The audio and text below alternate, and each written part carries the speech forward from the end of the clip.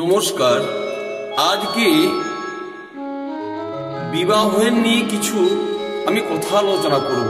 দেখবেন যে কোনো বিবাহ হলে মন্দিরে বিবাহ হয়, আবার লগ্ন দেখে বিবাহ হয়, এখন মোবাইলও বিবাহ চলছে। যে কোনো বিবাহ অনুষ্ঠানে সিথাতে সিঁদুর না পড়লে বিবাহ সম্পূর্ণ হয় না।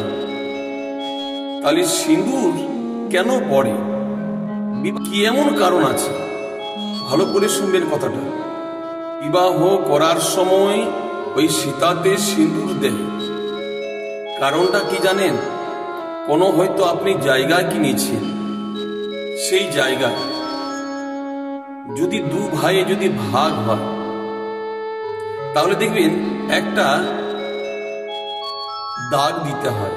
কেন না? এটা হলো ওর জায়গা, এটা হলো আমার জায়গা। তা যখন বিবাহ করে স্ত্রীকে দু ভাগ করা হয়। এক ভাগ হলো শ্বশুর বাড়ি, অন্য ভাগ হলো বাপের বাড়ি, যার জন্য মধ্যে একটা দাগ দেয় সিঁদুরে।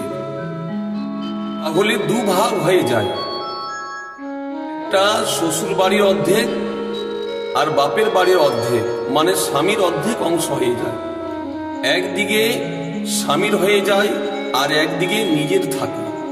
এই শরীরটা স্বামীর অধিকার হয়। কেমন? এদের মাথাটা কিন্তু সিঁদুর স্বামীর থাকে। গলাটা স্ত্রীর কিন্তু মঙ্গলসূত্র স্বামী, মানে ওই যে দখল করেছে। হাতগুলো স্ত্রীর কিন্তু শাখা একটা লোহা নিতে হয়। কেন না? বিক্রি হয়ে গেছে। শরীরটা নিজের। যেদিন বিবাহ হয় সেদিন কিন্তু দেখবেন ওই তেল হলুদ মাখে স্বামীর নামে।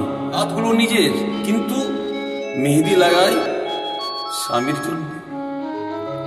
এটা কেন না? ওই যে বললাম সিঁদুরে দাগ দেওয়া আছে, একদিকে স্বামীর, একদিকে নিজে, একদিকে শ্বশুর বাড়ির, একদিকে বাপের বাড়ির, দু ভাগ হয়ে যায়।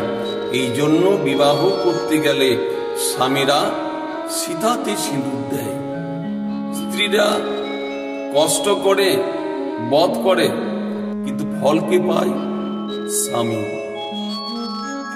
কেন না? ওই যে বললাম দু ভাগ করা আছে, এক ভাগ হলো শ্বশুর বাড়ির, এক ভাগ হলো বাপের বাড়ির।